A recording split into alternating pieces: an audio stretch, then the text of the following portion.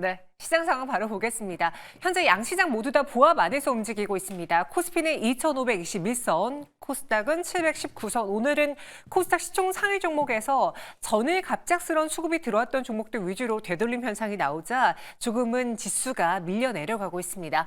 에코프로비엠은 현재 12만 1,300원까지 돌아왔고요. 에코프로도 2.93% 하락에 6만 3천 원 지나고 있습니다.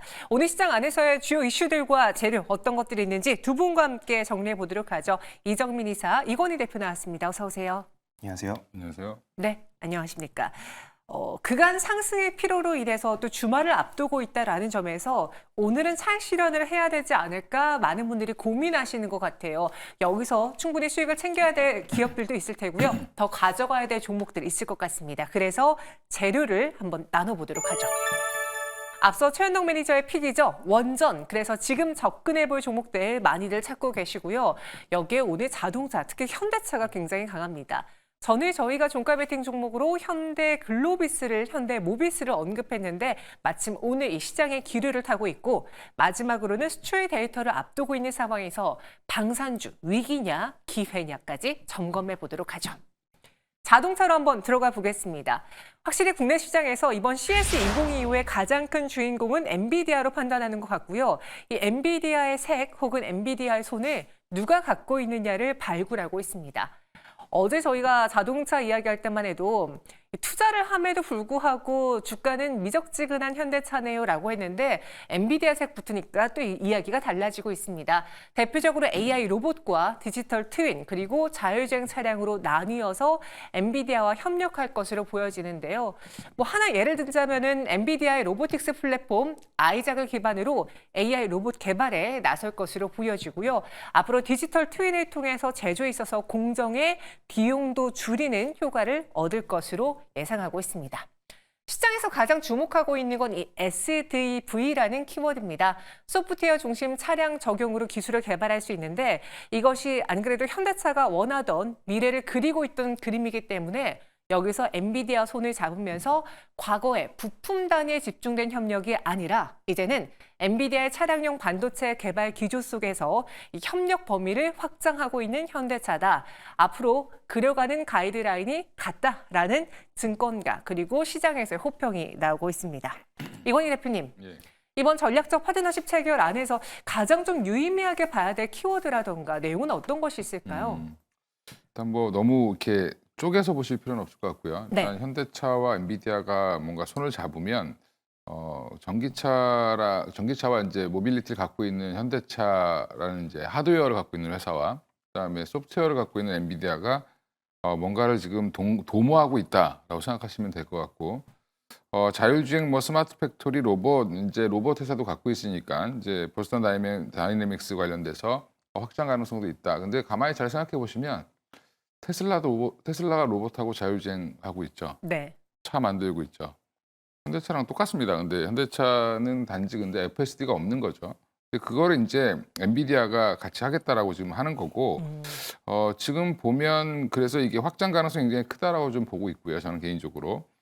테슬라를 이제 어떻게 보면 엔비디아가 지금 많이 도와주고 있죠. 뭐 사실 고객이기도 하고, 또 거꾸로 테슬라한테 많은 걸 또 끌어내려고 하는 게 또 엔비디아 입장입니다. 그러면 결국에는 자율주행 관련된 차량에서 지금 웨이모와 테슬라 진영이 있는데 네. 여기에 이제 엔비디아가 느지막이 들어갈 때 그러면 결국엔 필요한 것들은 결국에는 현대차의 이 하드웨어거든요. 이런 부분들까지 같이 이제 감안을 해봤을 때는 생각보다 시장이 커질 수 있다라고 저는 보고 있고요. 현대차가 좋아질 수 있다라고 보고 있고, 네. 지금 웨이모도 좀 전에 이제 기사가 하나 또 떴던데 이미 전에 한번 지난주에도 한번 말씀드렸는데 현대차를 볼 때 지금 간과하고 있는 것 자체가 자율주행이 확대되면 결국엔 웨이모가 같이 이제 풀릴 텐데 규제가 그것도 지금 결국에는 그 CEO는 현대차를 지금 픽하고 있습니다. 그만큼 이제 전기차에 있어서는 현대차의 기술력이 인정받았다라고 보시면 될 것 같고요. 향후에 이제 현대차가 저는 지금 밸류에이션을 넘어가려면 로봇과 자율주행이 붙어야 되는데 그러려면 결국에는 이 부분을 지금 해결해 가는 과정. 그래서 오늘 한 6% 이상 올랐지만 생각보다 탄력이 더 강할 수도 있다. 그럼 밸류에이션 자체가 달라질 수 있거든요. 그래서 여전히 좀 주목해 봐야 되는 이슈다라고 생각하고 있습니다. 네, 현대차가 원하는 지향하는 바는 단순히 자동차를 만드는 게 아니라 소프트웨어 역시도 계속 개발하고 그리고 그를 적용하면서 마치 테슬라처럼 여러 가지 사업군에 확장할 수 있는 미래 지향을 하고 있거든요. 근데 여기에 엔비디아의 도움이 들어간다면 밸류까지 좀 바꿀 수 있는 트리거가 되지 않을까 시장은 좀 기대를 하고 있는 것 같습니다. 이정민 이사의 생각은 어떤지 오늘 그와 관련해서 시장도 많은 종목을 발굴하면서 주가를 끌어올리고 있거든요. 그쵸. 오후장에서의 또 특징주 어떤 것들이 있을까요? 네, 오장 특징주라고 한다면요. 아무래도 오늘 이제 나왔던 기사들로 인해서 현대차가 그동안 좀 부족하다고 느꼈던 부분들에 한해서 어떻게 보면 종목들이 좀 움직이고 있는 것 같습니다. 대표적으로 이제 소프트웨어와 관련된 종목들이 그러다 보니까 많이 좀 반응할 수밖에 없을 것 같은데요. 대표적으로는 슈어소프트 이제 지금 현재 대장주 역할을 하면서 오늘 이제 장중에 수급을 많이 빨아들이는 모습들을 보여주고 있습니다. 28%대까지 상승을 했다가요. 지금은 20%까지 상승폭을 다소 조금 줄이는 모습들을 보여주고 있는데요. 거래대금만 하더라도 지금 현재 2천억 가까이 현재 거래대금이 좀 터지고 있는 상황입니다. 슈어소프트가 대장주 역할을 한 이유는 굉장히 간단합니다. 현대차가 주요 주주로 이제 등재가 되어 있죠. 현대차가 현재 7% 정도 현재 지분율을 보유하고 있고요. 그다음에 SVD라고 하죠. 소프트웨어 중심 차량과 관련되어 가지고는 최대 수혜 기업이 아닐까 이런 식으로 현재 국내 투자자들 아마 판단을 한 게 아닐까 이렇게 좀 생각이 됩니다. 그 다음으로는 텔레칩스 시청자 이렇게 좀 말씀을 드리고 싶은데요. 국내 첫 차량용 MCU 독자 개발 업체이죠. 근데 동사 같은 경우에도 현대차 그룹과 연관성이 있습니다.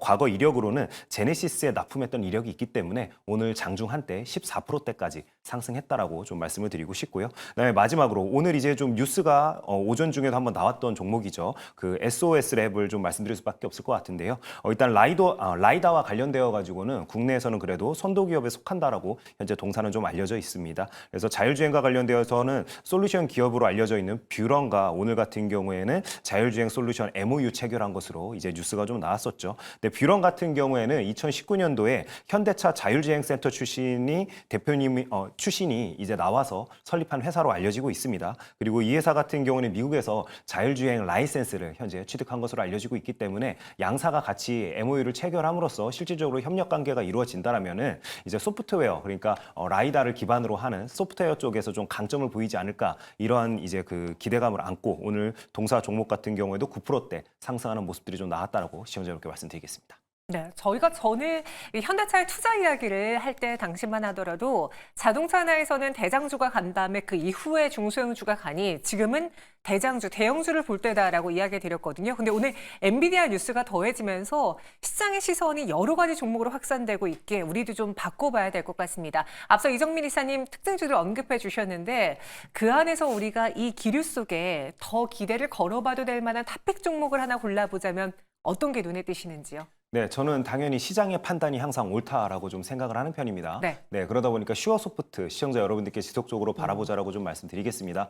물론 지금 상황에서 놓고 봤을 때는 윗꼬리가 조금 달려있기 때문에 좀 아쉽다라고 또 생각하실 분들이 있겠지만 일단 거래대금 자체가 워낙 많이 터졌죠. 그렇기 때문에 후속적으로 현대와 그다음에 엔비디아와 관련되어 가지고 이제 또 뉴스가 나온다라면은 동사 주식이 가장 크게 반응할 가능성이 높겠죠. 그래서 제가 항상 시청자 여러분께 말씀드리다시피 오늘 이렇게 거래대금이 터지면서 그래도 큰 양봉이 나왔기 때문에 오히려 눌리는 구간, 거래대금이 줄어들고 파란색 양봉을 보이는 구간에서는 모아나가면 좋지 않을까라는 좀 생각을 가지고 있습니다. 그렇기 때문에 슈어소프트 같은 경우에는 5,500원 이하 가격대에서는 좀 무난하게 포트에 편입시켜봐도 좋지 않을까라는 기대감을 갖고 시청자 여러분들께 최선호주로는 슈어소프트를 말씀드리도록 하겠습니다. 네, 슈어소프트테크를 탑픽으로 선택했고요. 이건희 대표님의 생각은 어떤지 여기서 밸류가 달라질 수 있지만 아직은 확인이 필요하다라고 했잖아요. 네. 우리가 기대하는 바대로 현대차가 달려갈 수 있는지 연말 연초 좀 주춤했던 자동차 내에서 현대차의 앞으로의 전략 세워주시죠. 일단 현대차는 자동차로 올라가는 게 아니죠. 오늘 올라가는 건. 네. 자동차 잘 팔아서 올라가는 게 아니라 이제 신사업에 대한 기대감이 붙었다라는 부분이고요. 예전에 이제 가만히 생각해 보시면 코로나 시기 때 애플이랑 뭔가 협업한다고 하면서 애플카 얘기 나오면서 주가가 급등했던 기억이 있습니다. 그러니까 뭔가 이제 새로운 게 필요한 상황에서 지금 엔비디아와의 협업이 어떻게 보면 박차를 가하고 있는 건데 현대차가 자율주행 준비 안 하고 있었냐? 아니거든요. 다 준비하고 있었습니다. 근데 문제는 그 고도의 기술을 조금 더 미국의 선진 기술을 더 받아들일 수 있느냐 없느냐 이런 부분들이 지금 가장 큰 걸로 보이고요.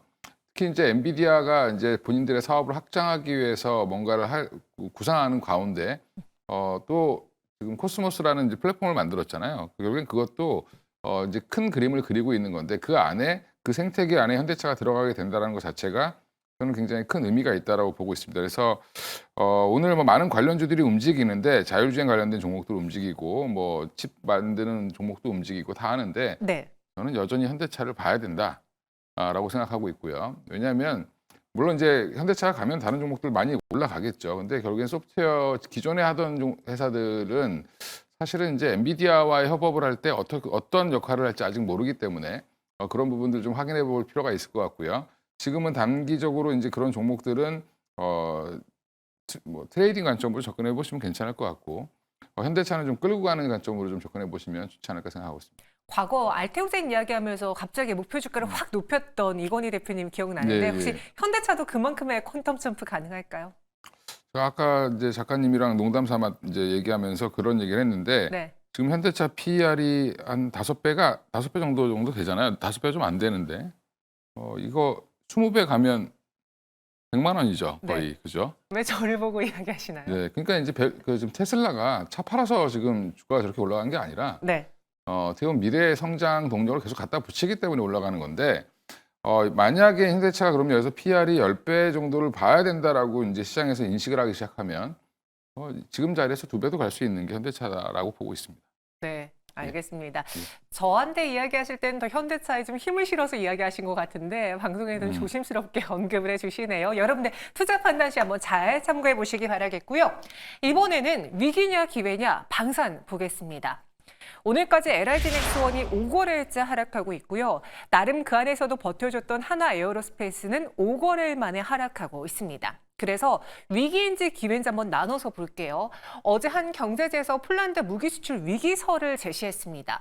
계엄 사태로 폴란드의 방안이 무기한 보류되면서 K2 전차 잔여 물량 공급 계약에 차질이 생겼다라는 보도를 했습니다.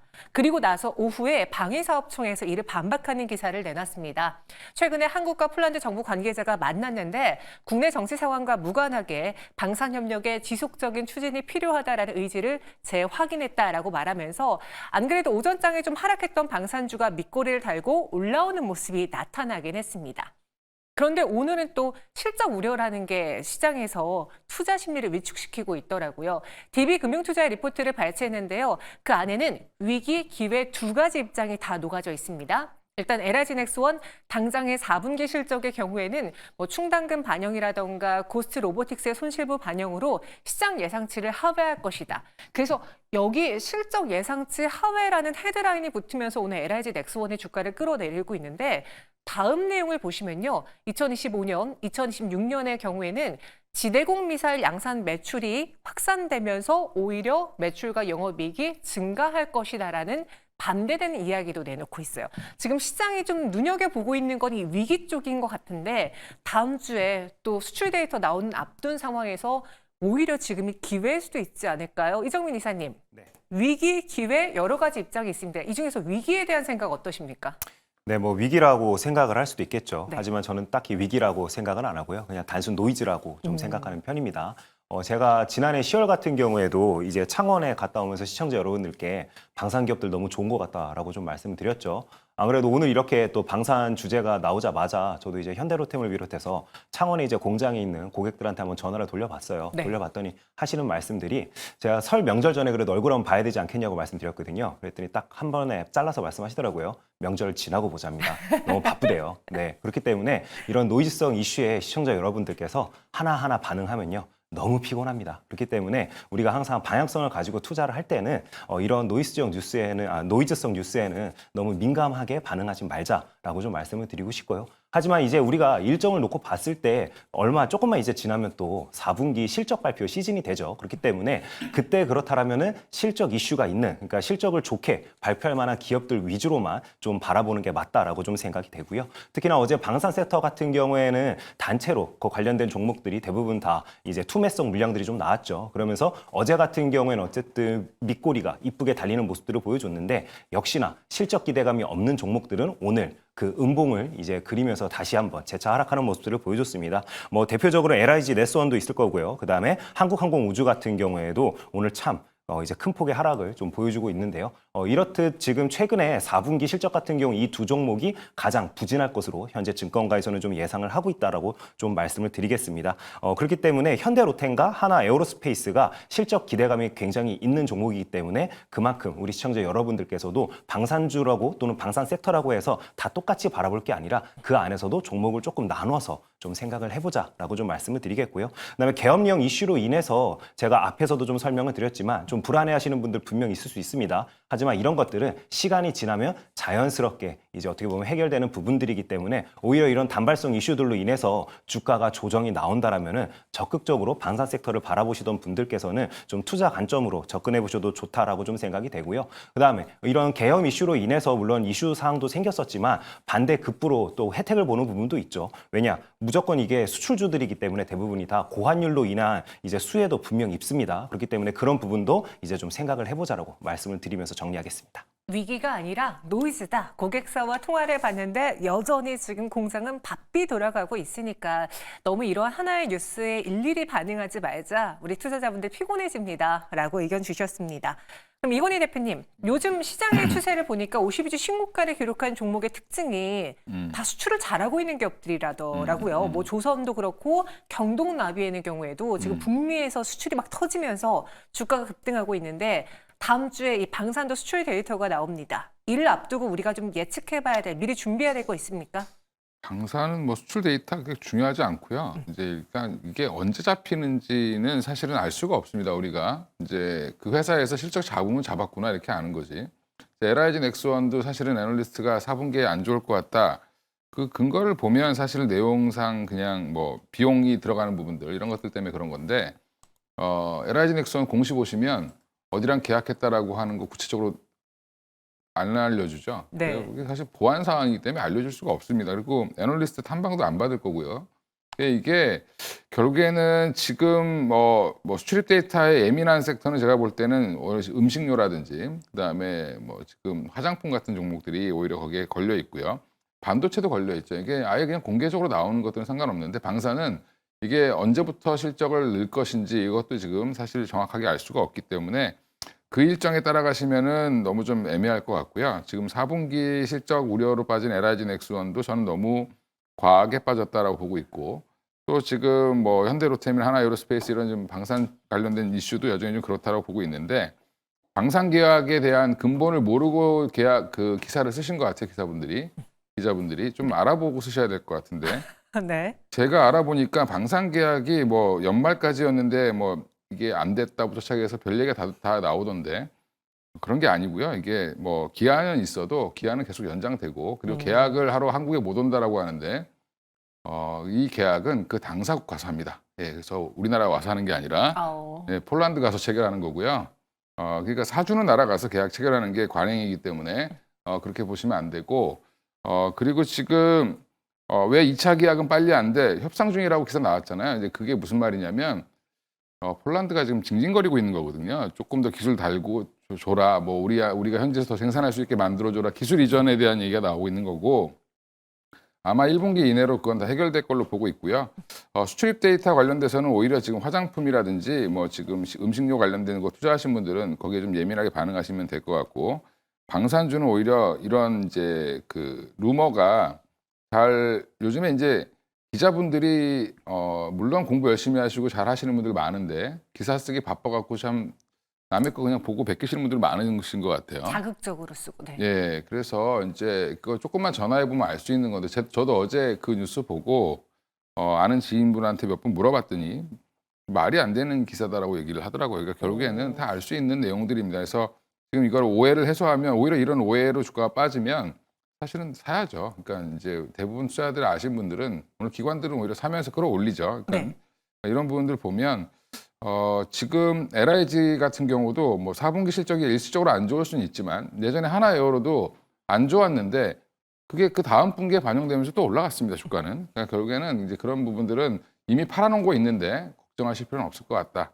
뭐 실적 때문에 빠진 거. 저는 예전에 방사는 좀 쉬어갈 거다라고 말씀을 드린 적이 있는데 그거는 좀 많이 과하게 올랐으니까 좀 쉬어가는 구간이지만 지금 낙폭이 과대하니까 하나에어로스페이스가 가장 먼저 정고점을 향해 가고 있죠. 네, 그런 부분들 보시고 오히려 현대로템이라든지 LIG 같은 경우는 좀 살 매수 기회다라고 보고 있습니다. 네. 듣고 있는 왜 제가 혼나는 것 같은 기분이 들까요? 열심히 네. 공부해서 해야겠습니다. 방송할 때도 더 열심히 공부해서 혹시나 그런 루머를 잘못해서 사실인 것 마냥 전하지 않게 노력하겠습니다. 이거희 대표님, 네. 그럼 앞서 이제 뭐 현대로템이라든가 LIG 넥스원의 경우는 기회일 수 있다라고 했는데 지금 LIG 넥스원을 보유하신 분들이 5거래일째 하락이라서 이 단기적인 소나기는 좀 피하고 가야 될까를 고민하실 수 있을 것 같아요. 현재 차트 보면서 오후장 대응도 한번 세워볼까요? 뭐 지금 뭐 LIG 넥스원 보시면 네. 이제 전고점 부분까지 오니까 또 차익 실현 매물 나오는 정도라고 생각하시면 되고요. LIG 넥스원이 변동성이 다른 방산주보다 큰 이유가 여기가 비밀이 더 많습니다. 이게 전략 무기들이기 때문에 이제 공개를 잘 안 하죠. 그래서 여기서 알려주는 대로 알아야 되기 때문에 저도 그래서 LIG 넥스원 투자를 예전에 잘 안 했던 이유 중에 하나가 뭐 알 수가 없는 기업이어가지고 네. 일단 결과가 나와야 하니까 소문만 무성하고. 근데 이제 그러니까 이걸 믿고 투자하셔야 될 것 같고요. 지금 그동안 이제 팔았던 유도 미사일 관련된 무기들 관련된 실적이 언제 정확하게 반영되는지는 좀 지켜봐야 되니까 그런 부분들 고려했을 때는 없는 분들은 사셔도 될 것 같고요. 안 가지고 계신 분들은 그냥 걱정 말고 그냥 들고 계셔도 괜찮을 것 같습니다. 네, LIG 넥선 봤고요. 이정민 이사님도 앞서 방산주 노이즈 너무 신경 쓰지 말자라고 하셨고 종목별로 또 대응이 필요하다라고 했잖아요. 그 안에서 가장 좋게 보는 탑픽은 어떤 종목입니까? 네, 일단 시청자 여러분들께 약간 일정도 어느 정도 좀 있기 때문에 네. 일정 매매로 좀 접근해보자라고 좀 말씀을 드리겠습니다. 이제 설 명절 지난 다음이죠. 2월 첫째 주 때, 2월 3일 첫 주부터 이제 제가 알기로 2024년 4분기 실적 발표와 함께 컨퍼런스 콜이 방산업체들이 연달아 있는 것으로 알고 있습니다. 그렇기 때문에 그 실적 기대감을 안고 한번 좀 투자를 해보자라고 좀 말씀을 드리고 싶고요. 그 중에서도 현대로템을 가장 좀 최선호주로 시청자 여러분께 말씀을 좀 드리겠습니다. 반도체 섹터와 마찬가지로 제가 항상 눌려 있을 때 가격이 어느 정도 장기 평선 아래에 있을 때 좀 매수를 해놓고 오히려 거래량이 터지면서 장대 양봉을 뽑아내면서 전고점 부근까지 가면은 그때 한번 매도를 좀 고려해보자라고 반도체 섹터 안에서도 좀 말씀을 드렸었죠. 방산도 똑같습니다. 현대로템 같은 경우도 현재 장기 평선 살짝 아래에 있죠. 위치하고 있기 때문에 오히려 이런 상황일 때 내 포탄에 편입시켜 놓는다라면은 이제 실적 발표를 안고 이제 기대감을 안고 종목이 오르는 그런 모습들을 보일 때 좀 매도한다라면은 그래도 꽤 좋은 수익을 올릴 수 있지 않을까 하는 측면에서 현대로템을 최선호주로 시청자 여러분께 말씀드리겠습니다. 네, 현대로템까지 필터링을 통해서 최선호 탑픽 종목으로 전해드렸습니다. 오늘의 이슈 필터 두 분과 함께 했고요. 또 금요일 우리 강력한 팀이죠. 여기서 인사드리도록 할게요. 고맙습니다. 감사합니다.